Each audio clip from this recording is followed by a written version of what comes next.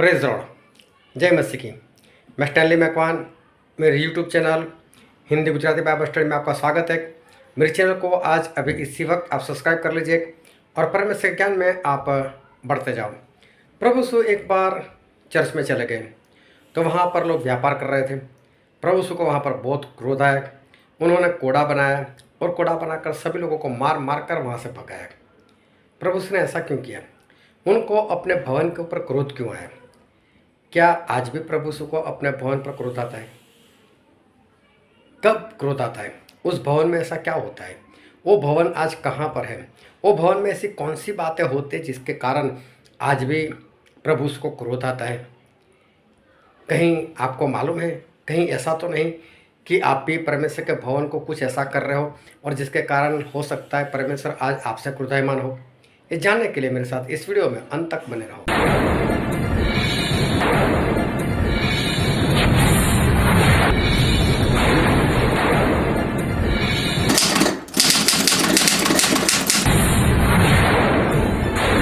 Hallelujah, परमेश्वर का धन्यवाद।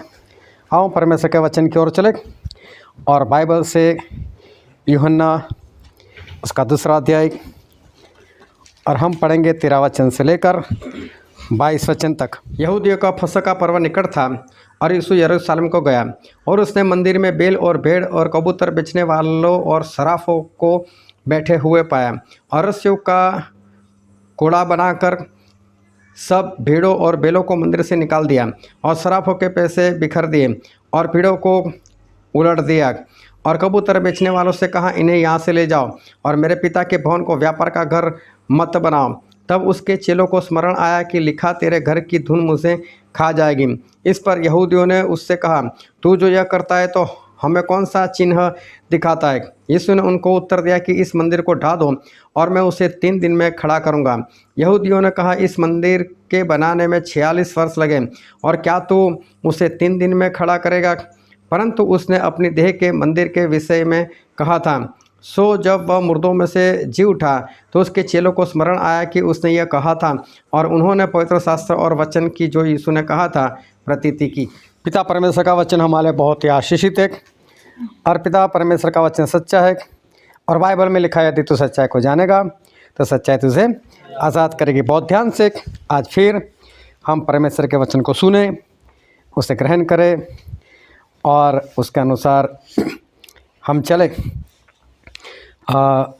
आज बुधवार की संगति यहाँ पर और कल है वीरवार और परसों मुझे निकल जाना है और कल आखिरी दिन है।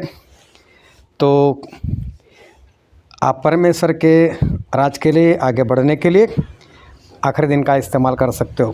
हालेलुया। परमेश्वर का बहुत धन्यवाद करते हैं कि आज एक बार फिर हमारे परमेश्वर अपने वचन से हम सभी से बातचीत करेंगे और इसलिए उस बातचीत को ध्यान से समझना और जैसे जैसे दिन बढ़ते जाते वैसे वैसे हमारे परमेश्वर का आना वो निकट हो रहा है और उस दिन के लिए हम सभी को अपने आप को तैयार करना है। जब प्रभु यीशु इस धरती पर आए थे तो उनका आने का एक कारण था और कारण ये था कि जब परमेश्वर ने इस धरती की सृष्टि की थी और आदम और हवा को बनाया था और उस वक्त जब आदम और हवा ने वो फल खाया जो उनको नहीं खाना चाहिए था और जब उन्होंने वो फल खाया तब परमेश्वर ने आदम और हवा से एक बात की थी और परमेश्वर ने कहा था कि आदम तू मिट्टी है और वापस तू मिट्टी में मिल जाएगा, अब तू मर जाएगा, अब तू जिंदा नहीं है। और परमेश्वर ने उससे मिट्टी कहा कि अब तू जिंदा नहीं है। कारण ये था कि आदम के अंदर जो पवित्र आत्मा थे वो पवित्र आत्मा चले गए थे और इसलिए आदम को मुर्दा करार दिया गया और आदम उस वक्त से ही मर गया था जिस वक्त उसने फल खाया था। चाहे उसके बाद 930 साल तक जिंदा रहा, लेकिन वो जिंदा रहने का कोई भी मतलब नहीं था। और सभी इंसान उसके बाद, आदम के बाद सभी लोगों ने पाप किया, सभी लोगों को मौत मिली और सभी लोग उस पाप में ही बढ़ते गए, मरते गए। और कोई भी इंसान ऐसा नहीं था कि जिसे हम जिंदा कह सके, कि जो पवित्र आत्मा से परिपूर्ण हो 100% और पवित्र आत्मा में वो चलता हो, ऐसा कोई हमें मिला नहीं। और इसीलिए प्रभु यीशु जब इस धरती पर आए तो उन्होंने अपने चेलों से कहा कि मैं अपने पिता से विनती करूंगा और वो तुम्हें दूसरा सहायक, मतलब कि पवित्र आत्मा हमेशा के लिए देंगे। तो ये प्रभु यीशु चाहते थे कि लोगों को एक बार फिर से पवित्र आत्मा मिले। और आप पुराना नियम और नया नियम पढ़कर देखना, जब पुराना नियम है तो उसमें कई बातें लिखी हुई है, लेकिन पवित्र आत्मा की जो बातें हैं वो पुराने नियम से नए नियम में हमें ज़्यादा मिलती है। और नए नियम में पवित्र आत्मा के बारे में परमेश्वर ने ज़्यादा लिखा है, या तो पवित्र आत्मा के ऊपर ज़्यादा जोर लगाया है। जब पौलुस वो अफसिया में गए तो वहाँ पर उन्हें कुछ चेले मिले और उन चेलों को देखकर पौलुस को लगा कि इसके अंदर पवित्र आत्मा नहीं है। तो पौलुस ने उनको पूछा कि जब तुम लोगों ने विश्वास किया तो क्या पवित्र आत्मा पाए? तुम लोगों ने बताया कि पवित्र आत्मा का तो नाम भी हमने नहीं सुना। तो पौलुस ये देखते थे कि इनके पास पवित्र आत्मा क्यों नहीं है, उनको पवित्र आत्मा दिलाया। तो पवित्र आत्मा की हमें सख्त ज़रूरत है और वो दिलाने के लिए हमारे प्रभु यीशु हमारे पास आए थे और उन्होंने हमारे लिए अपना लहू बहाकर उस लहू को उस वेदी के ऊपर जो स्वर्ग में है वहाँ पर चढ़ाकर हमारे लिए पवित्र आत्मा को हमेशा के लिए वो भेज दिए। तो पवित्र आत्मा जो है उनकी हम सभी को बहुत ज़रूरत है और सख्त ज़रूरत है। पवित्र आत्मा वो है कि जिसके ज़रिए हम स्वर्ग जा सकते, उसके बिना हम स्वर्ग नहीं जा सकते। लेकिन कोई भी इंसान वो जन्म से परिपूर्ण नहीं है या जन्म से पवित्र आत्मा से वो भरा हुआ नहीं है। लेकिन पवित्र आत्मा पाने की हमें सख्त ज़रूरत होती है और पवित्र आत्मा स्वर्ग में जाने का हमारा एक टिकट है। हालेलुया। और जैसे जैसे दिन बढ़ते गए और आखिरी दिनों में जो कुछ होने वाला था वो परमेश्वर ने अपना दास जो यूहन्ना थे उनको सब कुछ दिखाया और यूहन्ना ने वो सारी बातें देखकर उन्होंने प्रकाशित पोथी उन्होंने लिखा। और प्रकाशित वाक्य में एक वचन है, हम पढ़ते हैं उसका 3रा अध्याय और हम पढ़ेंगे उसका 15 और 16 वचन कि मैं तेरे कामों को जानता हूँ कि तू न तो ठंडा और न गर्म, भला होता तू ठंडा या गर्म होता। सो इसलिए कि तू गुनगुना है और न ठंडा है और न गर्म, मैं तुझे अपने मुंह में से उगलने पर हूँ। हालेलुया। यहाँ पर परमेश्वर प्रभु से ऐसा कहते हैं कि ना तो तू ठंडा है ना तो तू गर्म है। गर्म होना मतलब परमेश्वर में होना और ठंडा मतलब हालेलुया। अभी ध्यान से समझते रहना कि आपको मालूम है ठंडा के मतलब क्या और गर्म मतलब क्या, तो उसके मैं अंदर में नहीं जाता। लेकिन यहाँ पर लिखा हुआ है कि ना तो तू ठंडा है ना तो तू गर्म है, मतलब ना तो तू परमेश्वर में जीवन जी रहा है ना तो तू शैतान में है। मतलब ना तू पूरा 100% शैतान में जीवन जी रहा है ना तो 100% तू परमेश्वर में है, तू दोनों में नहीं है। फिर लिखा है कि तू सिर गर्म, उबलता नहीं ठंडा नहीं, लेकिन तू बीच में है, गुनगुना सा है तू। तो परमेश्वर बोलते हैं कि इसलिए मैं तुझे मेरे मुंह से उगल दूंगा। हालेलुया। और यहाँ पर एक बात लिखिए, एक बार फिर से पढ़ते हैं उसका 15 वचन। मैं तेरे कम्मां नूं जानदा हां भई तू ना तां ठंडा है ना तत्ता।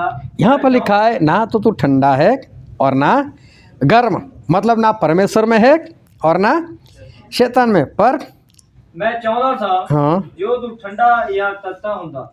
हालेलुया। हालेलुया। परमेश्वर क्या बोलते, तू कैसा होता मैं चाहता हूँ, या गर्म या ठंडा। चलो गर्म तो हम समझ सकते हैं कि गर्म का मतलब परमेश्वर में होना। परमेश्वर ऐसा कहते हैं, मैं ऐसा चाहता हूँ या तो तू ठंडा होता या तो तू गर्म होता। मतलब गर्म होता मतलब तू मेरे अंदर 100% चलता, अच्छा था, मैं ऐसा चाहता हूँ। लेकिन परमेश्वर एक बात और भी चाहते, अगर तू ठंडा होता, ऐसा ही लिखा है, मैं चाहता हूँ। फिर से पढ़ो ये वचन। मैं चाहता था हाँ जो तू ठंडा या तत्ता होगा। हाँ, मतलब परमेश्वर सब मैं चाहता हूँ या तो तू ठंडा ही होता या तो तू गर्म होता। गर्म मतलब मेरे अंदर जीवन जीता, मेरी आज्ञाकारी करने वाला होता। लेकिन ठंडे का मतलब तो क्या हुआ, शैतान में जीना। तो परमेश्वर ऐसा क्या, वो क्यों कहते हैं कि मैं ऐसा चाहता हूँ कि अगर तू ठंडा होता या तो गर्म होता। परमेश्वर ऐसा क्यों चाहते कि तू 100% शैतान में होता तो अच्छा होता। परमेश्वर यहाँ पर बोल रहे गर्म होता वो तो चाह रहे, अच्छी बात है, लेकिन ठंडा हो वो भी चाहते परमेश्वर। परमेश्वर ऐसा कहते कि अगर तू ठंडा होता ऐसा मैं चाहता हूँ, या तो गर्म होता ऐसा मैं चाहता हूँ। गर्म हो वो तो बात समझ में आती है, लेकिन परमेश्वर हम शैतान में जीवन जीते हो ऐसा क्यों चाहते कि हम 100% ठंडे होते, ऐसा हमारे परमेश्वर क्यों चाहते हैं। इस बात को ध्यान से समझना कि आज परमेश्वर हमसे कुछ बातें कहने के लिए जा रहे। तू ठंडा होता मतलब 100% शैतान में होता तो बहुत अच्छी बात है, बहुत अच्छी बात है। और सही में 100% शैतान में जीवन जीना वो एक अच्छी बात है। हालेलुया। ध्यान से समझना, इंसान अगर 100% शैतान में जीवन जीता है तो परमेश्वर बोलते हैं मैं भी ऐसा चाहता हूँ कि अगर तू ठंडा ही होता। इसका कारण है हम एक वचन पढ़ते हैं और बाइबल में एक नए नियम में रोमिया उसका 5वां अध्याय, और हम पढ़ेंगे 6, 7 और 8 वचन। क्योंकि जब हम निर्बल ही थे तो मसीह ठीक समय पर भक्तिहीनों के लिए मरा। किसी धर्मी जन के लिए कोई मरे यह तो दुर्लभ है, परंतु क्या जाने किसी भले मनुष्य के लिए कोई मरने का भी हियाव करे। परंतु परमेश्वर हम पर अपने प्रेम की भलाई इस रीति से प्रकट करता है कि जब हम पापी ही थे तभी मसीह हमारे लिए मरा। हालेलुया। यहाँ पर 2 बार एक बात लिखी है, और प्रभु यीशु किसके लिए मर गए वो बात यहाँ पर लिखी हुई। एक बार फिर से पढ़ो 6 वचन। ਜਦੋਂ ਅਸੀਂ ਨਿਰਬਲ ਹੀ ਸਾਂ तदों मसीह वेले सिर को धर्मियों दे लिए मोया। यहाँ पर लिखा कुधर्मी के लिए प्रभु यीशु मर गए। जो धर्मी लोग थे, जो शैतान में जीवन जीते थे, उनके लिए प्रभु यीशु मर गए। हालेलुया। समझ में आ रही कि नहीं सभी को बात। और 8वें वचन में क्या लिखा है, परंतु परमेश्वर अपना प्रेम साडे उत्ते प्रकट करता है भई जा असी अजे पापी ही सां ता मसीह साडे लिए मोया। जब हम पापी थे तब प्रभु यीशु हमारे लिए मरे। देखो हम धर्मी थे तब हमारे लिए नहीं मर गए। हम अच्छे से जीवन जीते थे, परमेश्वर के आज्ञाकारी कर तब हमारे लिए नहीं मर गए। लेकिन हम कैसे थे, अधर्मी थे, हम पापी थे, मतलब 100% हम शैतान में थे। तब परमेश्वर ने अपनी जान हमारे लिए दे दी। हालेलुया। परमेश्वर ने किसके लिए जान दे दी, अधर्मी लोगों के लिए। किसके लिए जान दे दी, पापी लोगों के लिए। मतलब जो 100% शैतान में जीवन जीते ठंडे थे पूरे, उनके लिए हमारे परमेश्वर ने अपनी जान दे दी। कितनी बार जान दी हमारे लिए, एक ही बार हमारे लिए जान दी।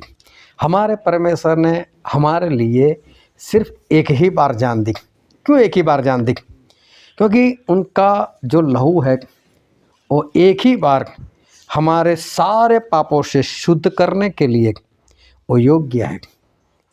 एक ही बार प्रभु यीशु को लहू बहाने की जरूरत पड़ी।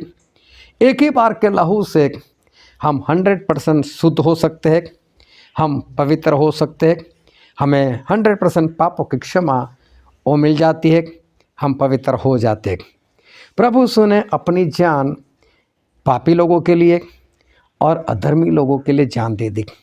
जितने लोग इस बात को कबूल करते हैं, इस बात को मानते हैं, इस बात के ऊपर विश्वास करते हैं, वो लोग तौबा करते हैं और तौबा कर कर बपतिस्मा लेते हैं।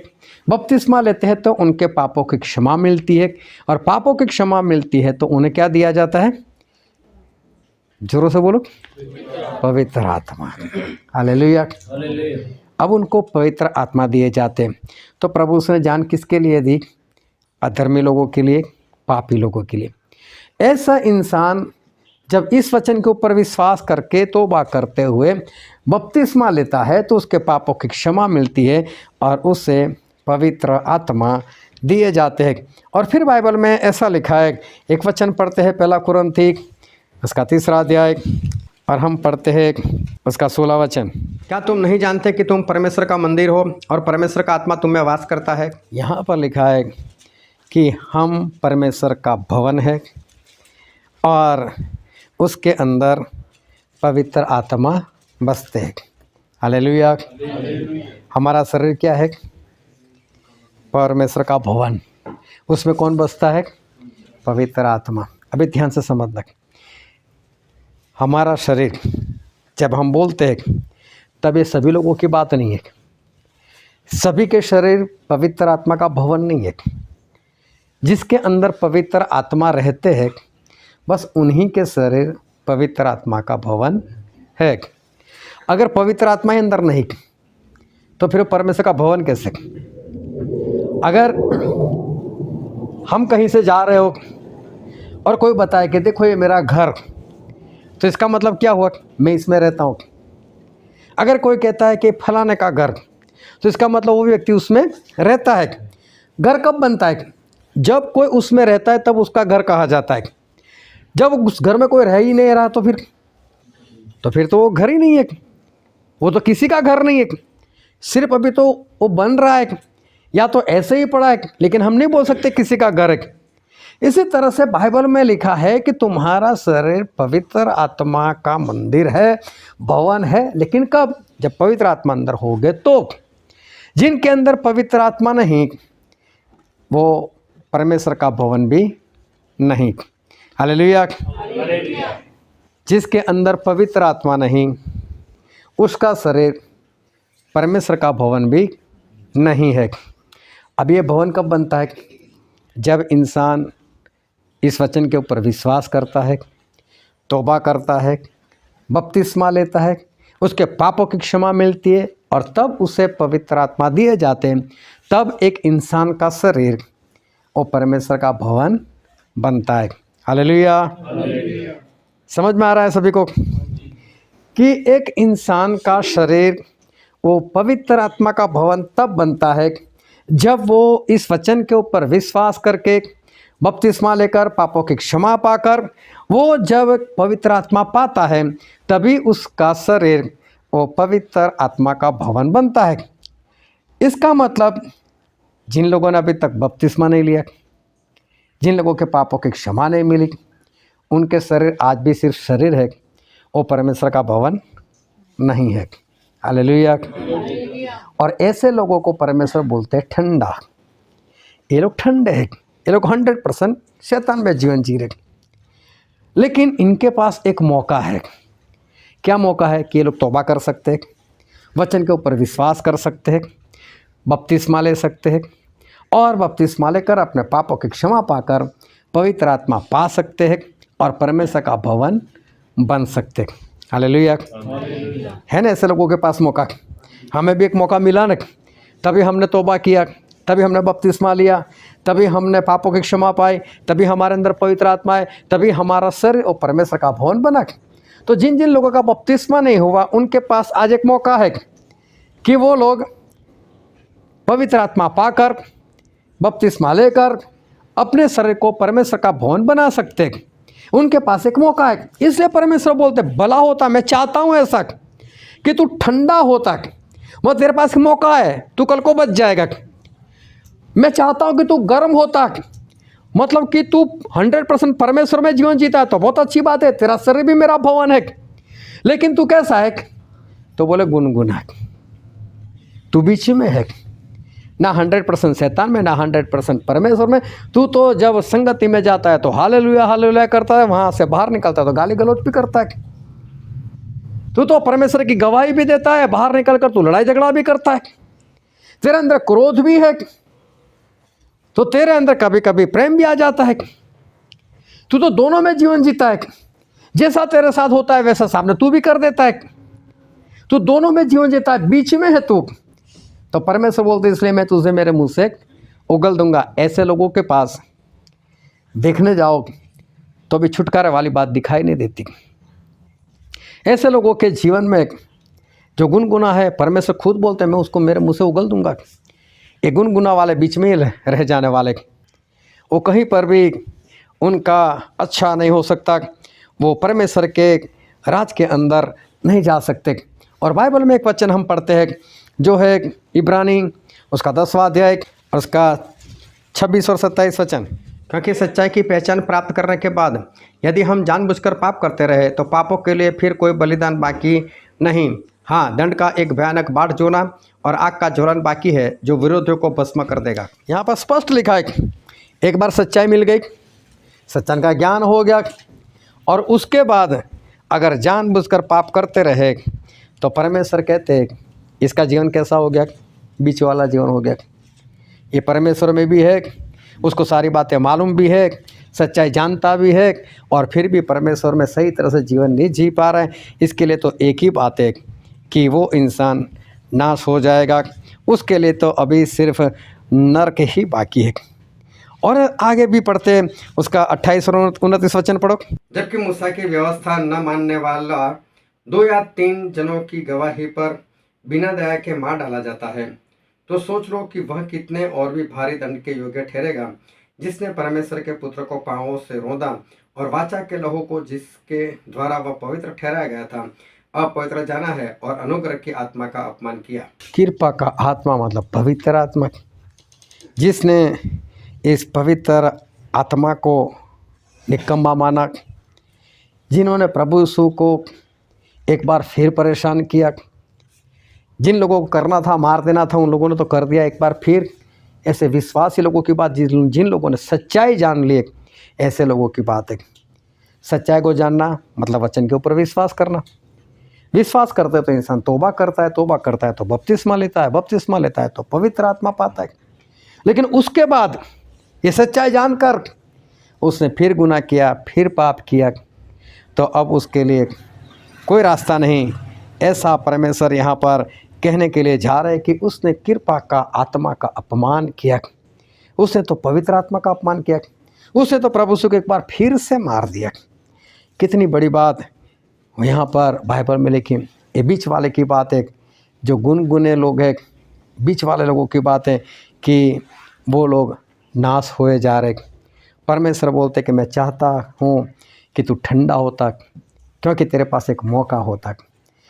तू गर्म होता तो बहुत अच्छी बात है, क्योंकि तू मेरे अंदर जीवन जी रहा है, लेकिन तू बीच में है, सच्चाई जानकर भी कभी इधर कभी उधर। तो परमेश्वर बोलते हैं कि तेरे लिए तो एक ही है, और वो है नरक। बहुत ध्यान से आज परमेश्वर के वचन को समझते रहना कि परमेश्वर क्या कहना चाहते हैं हमको।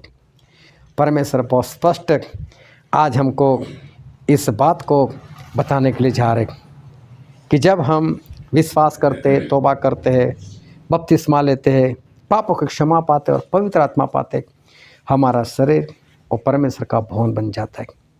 अब ध्यान से समझना, इस भवन को भवन ही बनाए रखना है। ये जो हमारा शरीर है जिसके अंदर पवित्र आत्मा रहते हैं, उसको परमेश्वर का भवन ही बने रहने देना है। आज ज़्यादातर मैं जब लोगों को मिलता हूँ, लोगों से बातचीत होती रहती है, लोगों से जो सुनने को मिलता है, ज़्यादातर मुझे जो सुनने को मिलता है वो ये है कि बाइबल पढ़ते और नहीं पढ़ते, प्रार्थना करते नहीं करते।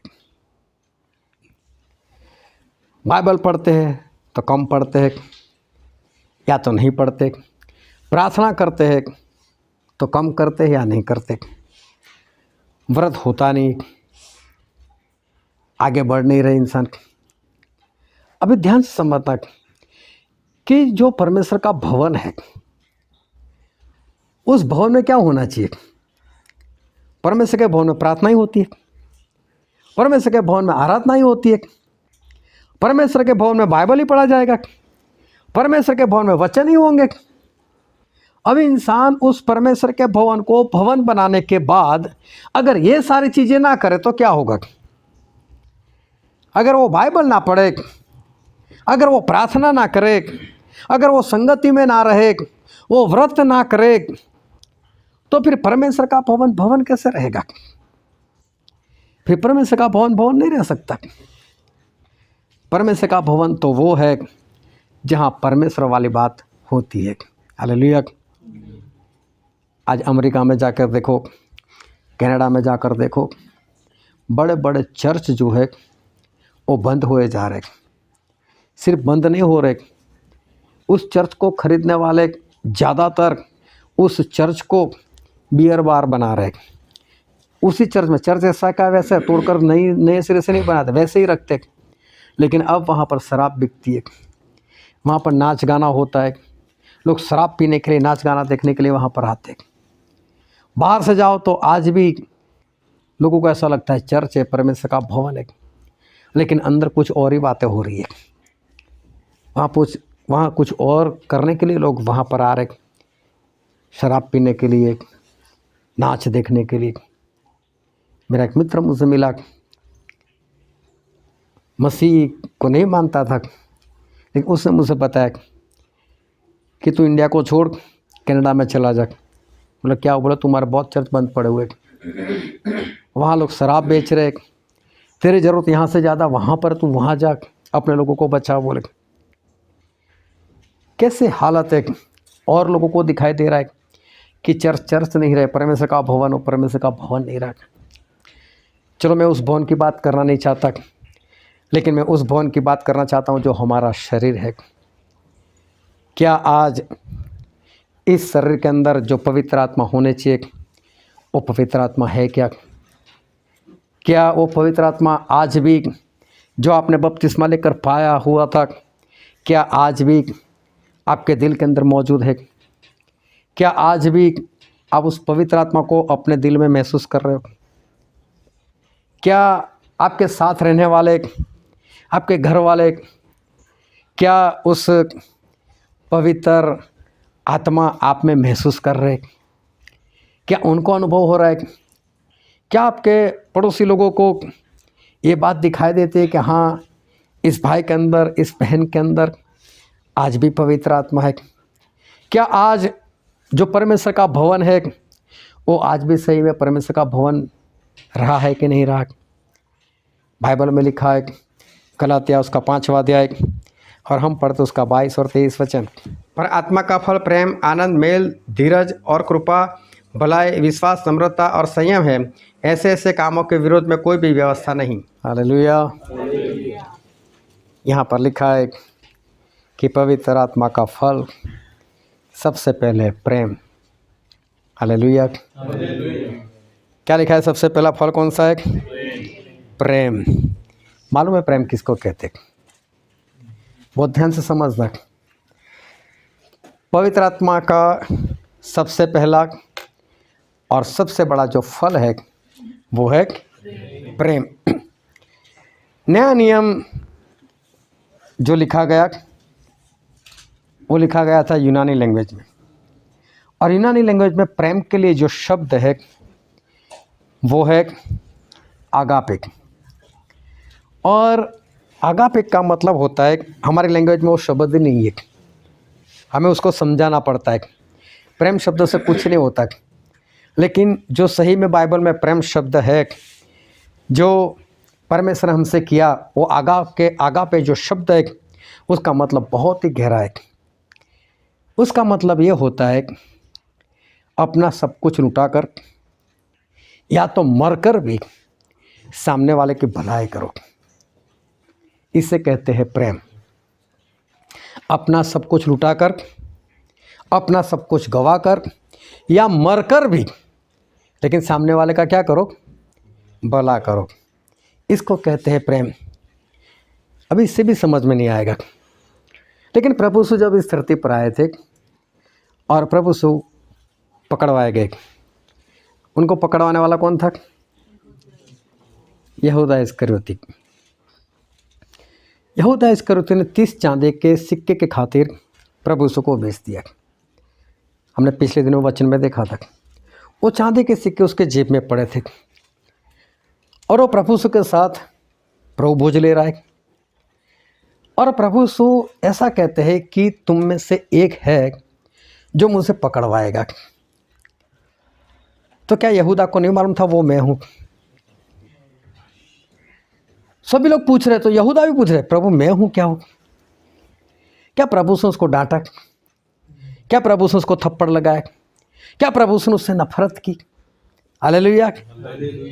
लेकिन बाइबल में ऐसा लिखा है, एक वचन पढ़ते हैं, यूहन्ना उसका 13 अध्याय उसका पहला ही वचन। फसह के पर्व से पहले जब यीशु ने जान लिया कि मेरी घड़ी आ पहुंची है कि जगत छोड़कर पिता के पास जाओ, तो अपने लोगों से जो जगत में थे जैसा प्रेम वह रखता था, अंत तक वैसा ही प्रेम रखता रहा। हालेलुया।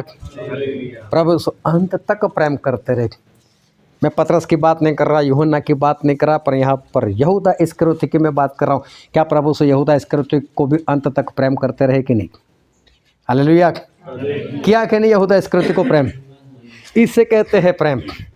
जब वो जानते थे मुझसे बेच खाया हुआ है, इसके जेब में पैसे पड़े हुए, ये मुझे मरवा देगा, और फिर भी उसको चेले से नहीं हटाना, उससे दूर नहीं रहना, उसके साथ रहना, और फिर भी उसके ऊपर उतना ही प्रेम करना जितना पहले प्रेम करते थे, इसको कहते हैं प्रेम।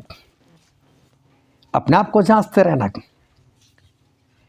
क्या आपका किसी ने कुछ बिगाड़ा हुआ है, आपके विरोध में किसी ने कुछ किया हुआ है। हो सकता है कोई आपके साथ गाली बोल के बात की है, हो सकता है किसी ने आप पर क्रोध किया है, हो सकता है किसी ने आपका अपमान किया है। क्या फिर भी आप उसे उतना ही प्रेम कर सकते हो जितना पहले करते थे? इसे कहते हैं प्रेम। यह है प्रेम शब्द आगापे। प्रभु यीशु को लोगों ने मारा, कोड़े बरसाए उनके ऊपर, लहू बहने लग गया। आपके आसपास जो खेत है, जब उसमें बीज डालने के लिए पहले जो हल चलाते हैं और खेत जैसे दिखता है ना, वैसे प्रभु यीशु का शरीर वैसा हो गया था। पता ही नहीं चल रहा था पेट कौन सा है, पीठ कौन सी है, छाती कौन सी है, कमर कौन सी है, नहीं पता चलता था। ऐसे प्रभु यीशु को मारा था। दोनों हाथों में किल्ले, दोनों पैर में किल्ले, उस क्रूस के ऊपर ऐसी हालत में थे, सर के ऊपर कांटों का ताज था, और वहाँ पर नीचे अभी भी लोग उनका ठट्ठा कर रहे, अभी भी लोग बोल रहे तू परमेश्वर का पुत्र है तो आजा नीचे, खुद को बचा, हमको भी बचा, डाकू लोग बोलते। सभी लोग उनका ठट्ठा कर रहे, और मालूम है प्रभु यीशु क्या बोल रहे ऐसे हालत में? हे पिता, इनको क्षमा करो, ये लोग क्या करते नहीं जानते। इसे कहते हैं प्रेम। क्या है ऐसा प्रेम आज? क्या ऐसा प्रेम आज आप ऐसे लोगों से कर सकते हो जिन्होंने आपका कुछ बिगाड़ा हुआ है, जिन्होंने आपको जलील किया है, जिन्होंने आपके बारे में कुछ उल्टा सीधा बोला है, जिन्होंने आपकी निंदा की है, जिन्होंने आपका कुछ चोरी कर लिया है? क्या आज आप उसको वही प्रेम कर सकते हो? परमेश्वर इससे कहते हैं प्रेम।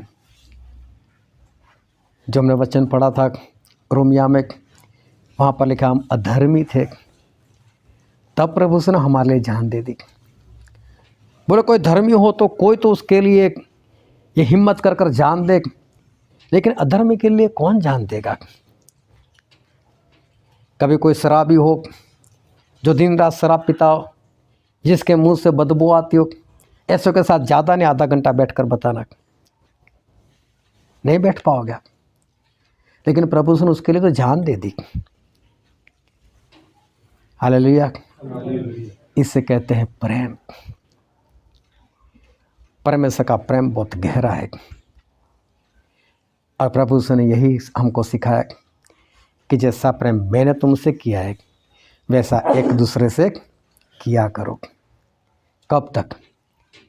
जब तक जिंदा हो तब तक ऐसा ही प्रेम किया करो। क्या आज मेरे अंदर वो प्रेम है? हालेलुया। क्या आज मेरे अंदर वो प्रेम है? वो प्रेम आज दिखाई नहीं देता। परमेश्वर के भवन में प्रेम होता है। परमेश्वर के भवन में नफरत नहीं होती। परमेश्वर के भवन में लड़ाई झगड़े नहीं होते। परमेश्वर के भवन में निंदा नहीं होती। परमेश्वर के भवन में तो प्रेम होता है। पवित्र आत्मा का सबसे पहला फल वो प्रेम है। प्रेम है तो सहनशीलता है, प्रेम है तो धीरज है, प्रेम है तो नम्रता है। ये सब कुछ प्रेम ही से आता है। और ये चीज़, ये प्रेम जब आप अपने अंदर महसूस कर रहे हो, कर दिखाते हो, लोग आपका जीवन देखते हैं और लोगों को ये प्रेम दिखाई देता है, तो समझ लो तो आपका शरीर वो पवित्र आत्मा का भवन है। नहीं तो वो वापस एक शरीर ही बन चुका है। अगर उसमें ये प्रेम नहीं तो पवित्र आत्मा नहीं, और पवित्र आत्मा नहीं तो शरीर और परमेश्वर का भवन नहीं। आज सभी को ये जांचने की ज़रूरत है कि मेरे अंदर ये प्रेम रहा है कि नहीं रहा है। शुरुआत तो हमने बहुत अच्छी की थी, लेकिन आज इतने वक्त के बाद हम कहाँ हैं, मैं कहाँ हूँ, ये देखने की बहुत ज़रूरत है। परमेश्वर ऐसे सारे पापियों से प्रेम करते हैं। वो शराबी से प्रेम करते हैं, वो झगड़ालू से प्रेम करते हैं, वो व्यभिचारी से प्रेम करते हैं। उन सामरी स्त्री को बचा लिया, उस व्यभिचारी स्त्री को बचा लिया।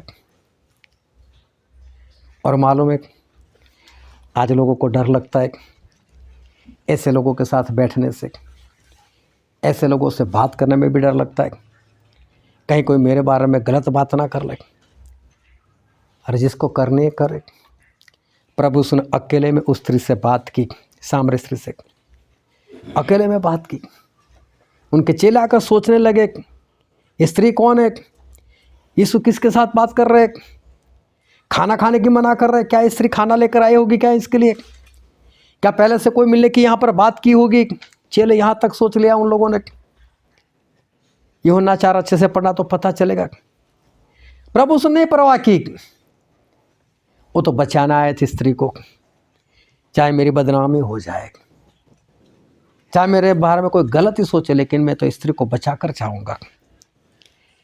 इसे कहते हैं प्रेम। अगर प्रेम नहीं तो पवित्र आत्मा नहीं, और पवित्र आत्मा नहीं तो आपका शरीर और परमेश्वर का भवन नहीं। Hallelujah, hallelujah. एक बार एक इंसान था, और उसके बारे में बाइबल में कुछ लिखा है, और हम पढ़ते हैं पहला शमूएल उसका 11वां अध्याय और उसका वचन 6। यह संदेश सुनते ही शाऊल पर परमेश्वर का आत्मा बल से उतरा और उसका कोप बहुत भड़क उठा। फिर से पढ़ो। जिस वेले शाऊल ने एक खबर सुनी, उसे वेले ओदे उते परमेश्वर दा आत्मा जोर नाल आया अते ओदा क्रोध बहुत जागया। हालेलुया। कौन सा आत्मा आया? परमेश्वर का आत्मा है। परमेश्वर का आत्मा मतलब पवित्र आत्मा है। तो क्या हुआ? हाँ, क्रोध भड़का। क्या पवित्र आत्मा क्रोध लेकर आते? हालेलुया। क्या पवित्र आत्मा क्रोध लेकर आते? हाँ, यहाँ पर लिखा हुआ है कि पवित्र आत्मा एक और एक क्रोध से भड़क उठा। शाऊल को क्रोध आ गया। ऐसे कैसे हो सकता है कि पवित्र आत्मा एक और इंसान को क्रोध आ जाए? हालेलुया। ध्यान से समझते रहना कि पवित्र आत्मा एक और ये शाऊल वो क्रोध से भर गए। चलो, मैं शाऊल की बात में आगे नहीं जानना चाहता, लेकिन पवित्र आत्मा आते हैं तो कोई क्रोध से भी भर जाए, ये कैसी बात है? पवित्र आत्मा के बारे में अभी तो हमने पढ़ा, अभी तो हमने सुना कि पवित्र आत्मा क्या है? प्रेम है। वो सभी लोगों से प्रेम करते हैं, और प्रेम नहीं तो पवित्र आत्मा नहीं, पवित्र आत्मा नहीं तो हमारा शरीर और परमेश्वर का भवन नहीं। तो यहाँ पर तो पवित्र आत्मा मतलब प्रेम है, लेकिन शाऊल के ऊपर जब आए पवित्र आत्मा तो वो तो क्रोध से भर गए। क्यों क्रोध से भर गए? पवित्र आत्मा आते हैं तो क्रोध से क्यों भर गए? उस वक्त ऐसा हुआ था कि फिलिस्तीन लोग जो थे वो इज़राइल लोगों के ऊपर कुछ जुल्म कर रहे थे और सारे इज़राइल लोग उस फिलिस्तीन वालों से डर रहे थे। लड़ाई करने के लिए कोई तैयार नहीं था, सभी को डर लग रहा था, कोई लड़ाई करने के लिए नहीं जा रहा था। और शाऊल को ये बात पता चली कि इज़राइल के लोग लड़ाई करने के लिए तैयार नहीं, सारे डरते हैं फिलिस्तीनियों से। और उसके ऊपर पवित्र आत्मा एक वो क्रोध से भड़क उठा, हम इज़राइल के लोग, इज़राइल मतलब जिसके लिए परमेश्वर युद्ध करते हैं, इज़राइल मतलब आशीषित लोग, इज़राइल मतलब जीवित परमेश्वर को मानने वाले लोग, डरपोक, वो डर रहे हैं, वो डर कर लड़ाई करने के लिए नहीं जा रहे। और इसलिए बाइबल में लिखा है जो डरपोक लोग हैं वो स्वर्ग में नहीं जाएंगे। और परमेश्वर के लोग अगर डरपोक हो, और परमेश्वर के लोग मैं जब बात करता हूँ तो इसका मतलब वो इंसान कि जिसने पवित्र आत्मा पाया हुआ है, जिसने बपतिस्मा लिया है, जिसने तौबा किया है, जिसने पवित्र आत्मा को पाया, ऐसा व्यक्ति। सारे लोग परमेश्वर के लोग नहीं है। जिन्होंने पवित्र आत्मा पाया है वही परमेश्वर के लोग हैं। और ऐसे लोग अगर डरपोक हो तो फिर परमेश्वर को वो बात पसंद नहीं आती। और इसलिए कि जब इंसान पवित्र आत्मा पाता है उसका शरीर वो परमेश्वर का भवन बन जाता है। और परमेश्वर के भवन में परमेश्वर की आराधना होती है, परमेश्वर की संगति होती है, परमेश्वर के भवन में परमेश्वर की प्रार्थना होती है। परमेश्वर के भवन में लोग संसार का खाना छोड़कर व्रत रखकर वहाँ पर इकट्ठा होते। परमेश्वर के भवन में एक दूसरे से लोग प्रेम करते हैं। परमेश्वर के भवन में एक दूसरे को लोग सहायता करते। परमेश्वर के भवन में एक दूसरे को लोग आशीष देते। परमेश्वर के भवन में एक दूसरे को लोग मदद करते हैं। और परमेश्वर के भवन में लोग इसलिए इकट्ठा होते हैं कि वो रसूलों से शिक्षा पाए, प्रभु भोज ले, संगत में और प्रार्थना में लगातार बने रहे। इसलिए परमेश्वर के भवन में लोग इकट्ठा होते। परमेश्वर का भवन है, इसमें सिर्फ इतने ही काम होते और कोई काम परमेश्वर के भवन में नहीं होता। लेकिन उसे छोड़कर कोई और काम करे। जब विश्वासियों से मैं ये सुनता हूँ कि विश्वास तो कर लिया, बपतिस्मा ले लिया, पापों की क्षमा पा ली, पवित्र आत्मा पा ली, लेकिन प्रार्थना के लिए वक्त नहीं, प्रार्थना कर नहीं रहे, बाइबल पढ़ नहीं रहे। जब बाइबल नहीं होगा, जब प्रार्थना नहीं होगी तो फिर और तो कुछ आएगा ही आएगा। फिर लड़ाई आती है, फिर झगड़े आते हैं, चोरी आती है, निंदा आते है, व्यभिचार आता है, सब कुछ फिर आ जाता है। परमेश्वर के भवन में जो होना चाहिए वो नहीं होता, तो जो नहीं होना चाहिए वो होना शुरू हो जाता है। क्योंकि शैतान तो देख ही रहा होता है कि कब पवित्र आत्मा यहाँ से जाए और कब मैं इस जगह का कब्जा ले लूँ। तो शैतान वहाँ पर आ ही जाता है। एक बार जब प्रभु यीशु उस परमेश्वर के भवन में गए, और परमेश्वर के भवन में गए जो आज हमने वचन पढ़ा था यूहन्ना उसका 2 अध्याय, तो वहाँ पर यही बात लिखी कि वहाँ पर प्रभु यीशु ने जो देखा, जो परिस्थिति वहाँ पर देखी, तो प्रभु यीशु खुद क्रोध से भर गए। और यहाँ पर ऐसा लिखा है जो वचन में पढ़ा था यूहन्ना उसका 2 अध्याय और 13 और 14 वचन पढ़ो। यहूदियों का फसह का पर्व निकट था और यीशु यरूशलेम को गया और उसने मंदिर में बैल और भेड़ और कबूतर बेचने वालों और सराफों को बैठे हुए पाया। यहाँ पर लिखा है कि प्रभु यीशु ने ऐसे लोगों को वहाँ पर देखा कि वहाँ पर तो व्यापार करने वाले लोग हैं, वहाँ पर तो लोग बेचने वाले लोग हैं, वहाँ पर तो लोग खरीदने वाले लोग हैं, जैसे सब्जी मंडी हो। ऐसे हालात वहाँ पर थे। क्या परमेश्वर के भवन में ये सब कुछ होना चाहिए?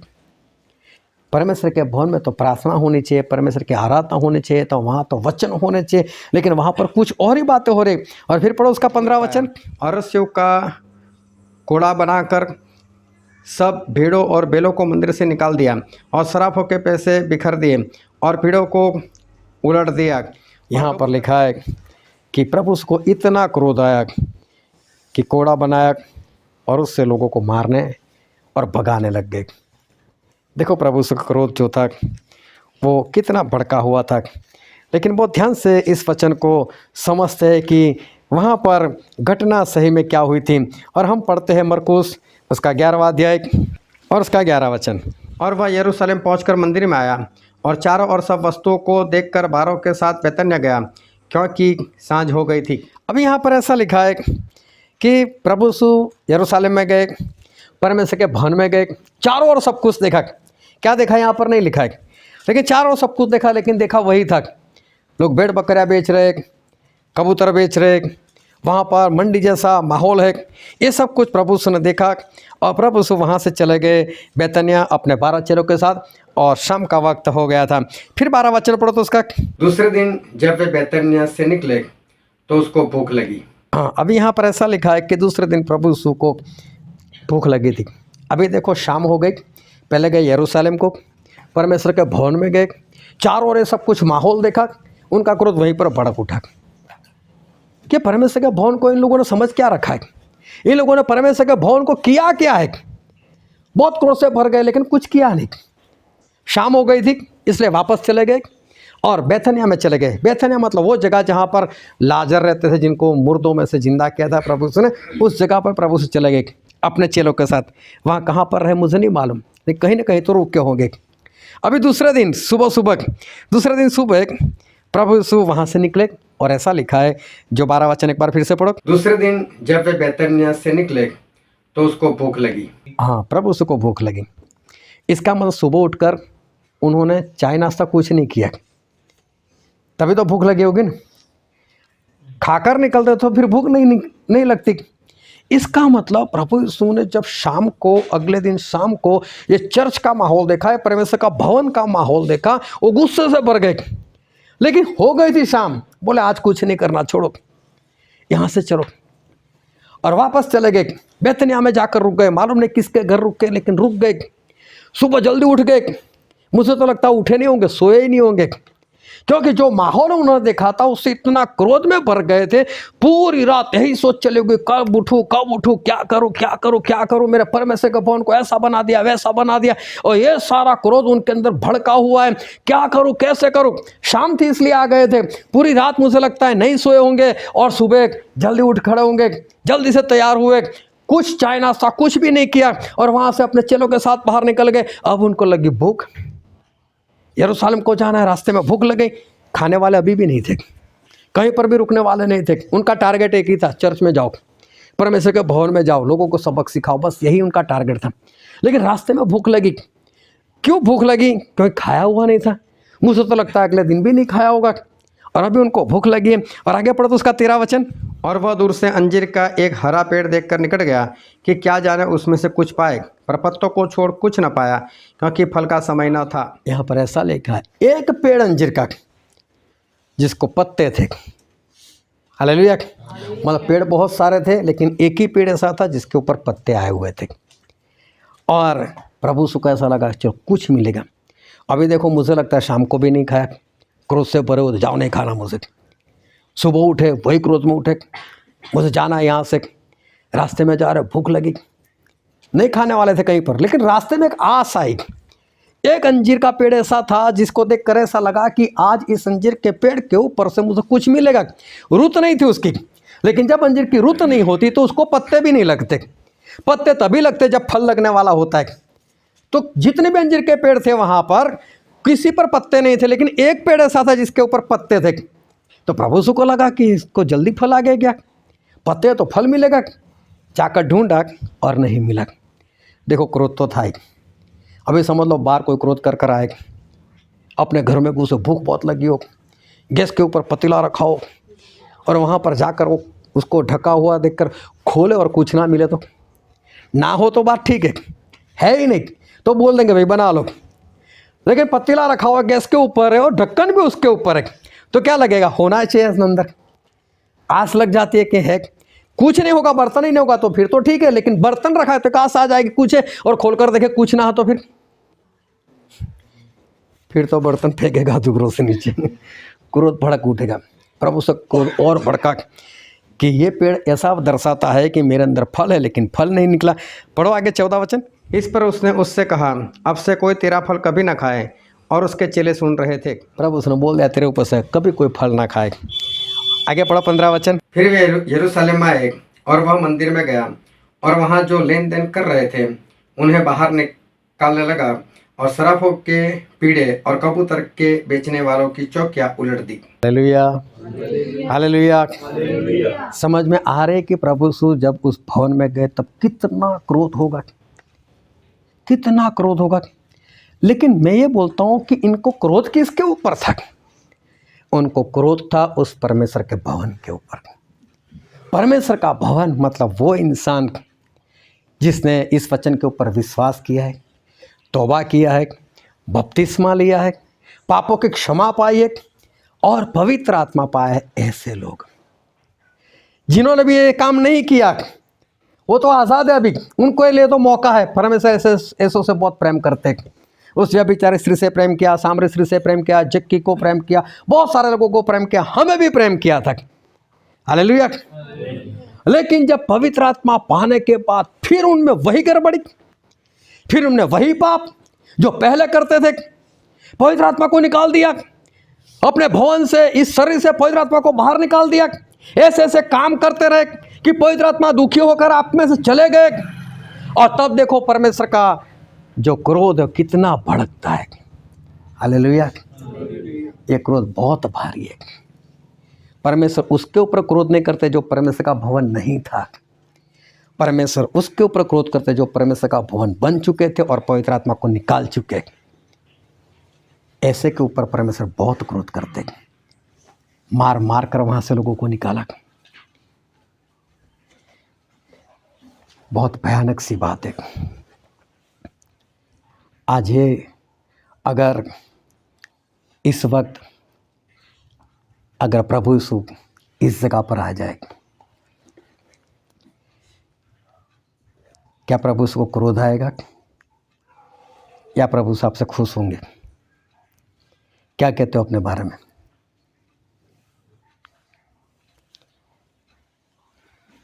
अगर आज प्रभु यीशु इस जगह पर आते हैं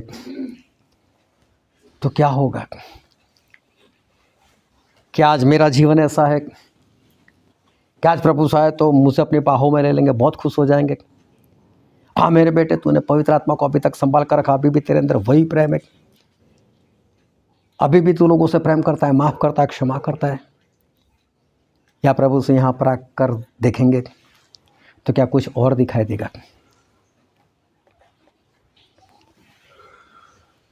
अपने आप को जांचने की ज़रूरत है।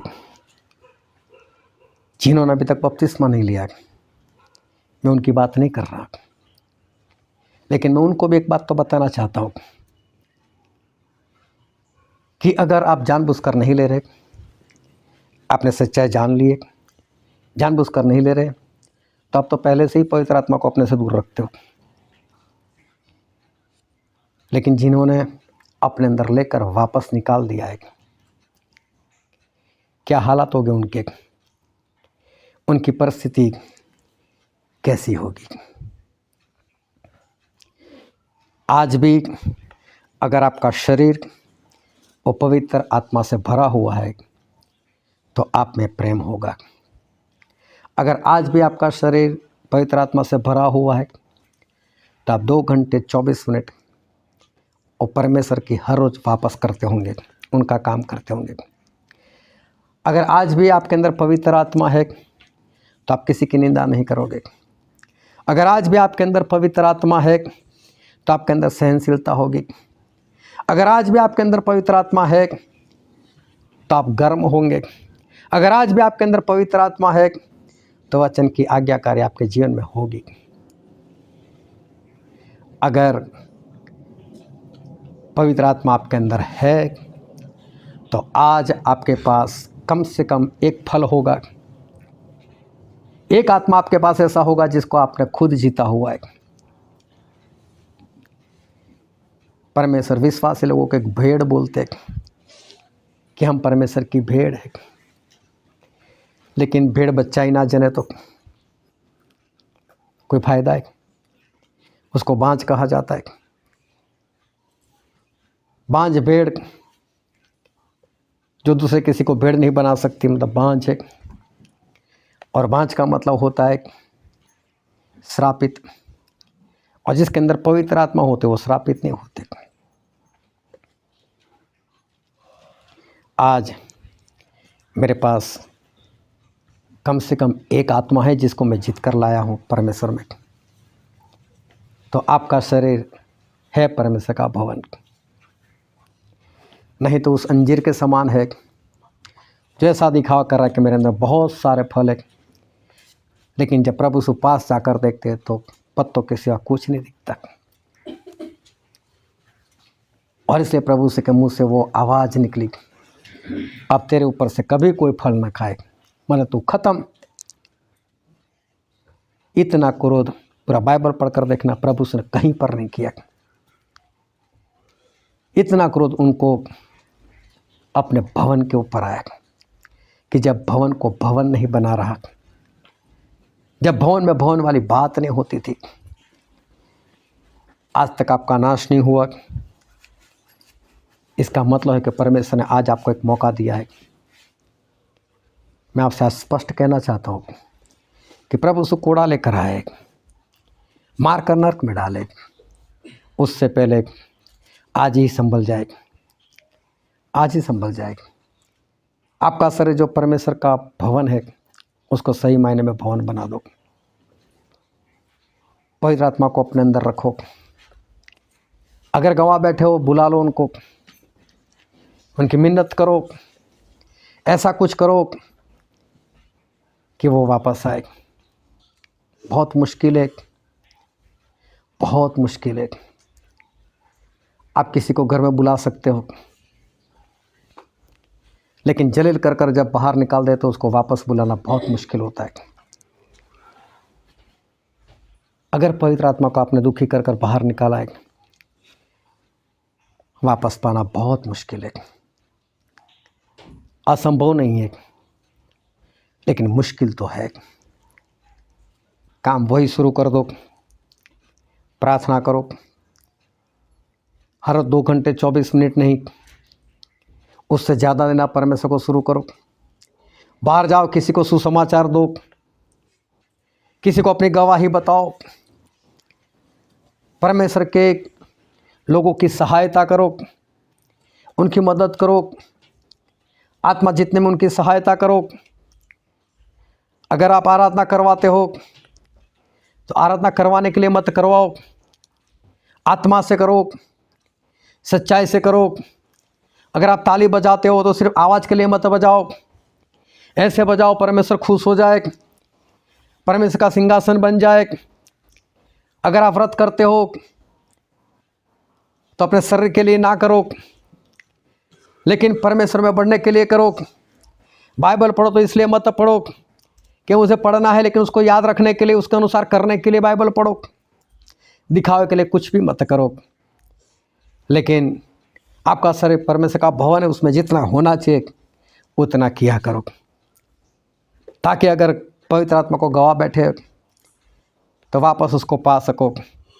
मुश्किल है, बहुत मुश्किल है, बहुत ही मुश्किल है, लेकिन इसके बिना हम स्वर्ग नहीं जा सकते। और इसलिए आज आप जिंदा हो तो समझो परमेश्वर की कृपा आपके ऊपर हो चुकी है, तो आप इस कृपा के सहभागी बन जाओ। आज से अपने आप को सुधार दो, अपने चरित्र को सुधार दो, ताकि आने वाले दिनों में परमेश्वर आपको स्वर्ग में ले सके और आगे बढ़ा सके। एक ही जगह है कि परमेश्वर के भवन को अगर बिगाड़ोगे तो वहाँ पर परमेश्वर को क्रोध आता है, और ऐसे लोगों को परमेश्वर नहीं छोड़ने वाले। इसलिए अपने आप को बचा लो। आओ सभी अपने अपनी आँखों को बंद करें, अपने अपने मस्तकों को प्रभु के आगे झुकाए। छुरा जाओ के राजा है जो हमारे बीच में उपस्थित है। मेरे प्रियो, ये वक्त है जांचे, ये वक्त है कि हम अपने आप को, ये वक्त है कि अपने आत्मा से सवाल करें, अपने हृदय में झांक कर देखें कि क्या मेरा शरीर जो पवित्र आत्मा का भवन होना चाहिए, क्या आज सही में मेरा शरीर वो पवित्र आत्मा का भवन है? क्या सही में मैं पवित्र आत्मा से भरा हुआ हूँ? क्या आज भी मेरे अंदर पवित्र आत्मा है? क्या परमेश्वर के भवन के अंदर जो काम होने चाहिए वो मेरे जीवन में है? क्या मैं प्रार्थना में बना रहा हूँ? क्या मैं व्रत में बना रहा हूँ? क्या मैं रसूलों से शिक्षा पाने में बना रहा हूँ? क्या मैं आज्ञाकारी में बना रहा हूँ? अपने आप को जांचो, अपने आप को परखो। देर हो जाने से पहले, मैं प्रभु से आने से पहले अपने आप को सुधार लो। पवित्र आत्मा का काम खत्म हो जाए उससे पहले उन्हें मना लो, आज्ञाकारी में बढ़ो, कुछ ऐसा करो ताकि आप बचाए जाओ। बैठे रहने से कुछ नहीं होगा। परमेश्वर बहुत क्रोध में ही इस बात के लिए कि उनके भवन को भवन नहीं बनाए रखा। आज सही में अपने शरीर को परमेश्वर का भवन बना दो और अपने आप को बचा लो। यह वचन समझने के लिए, ग्रहण करने के लिए, उसके अनुसार चलने के लिए प्रभु की कृपा हम सभी पर होने पाए।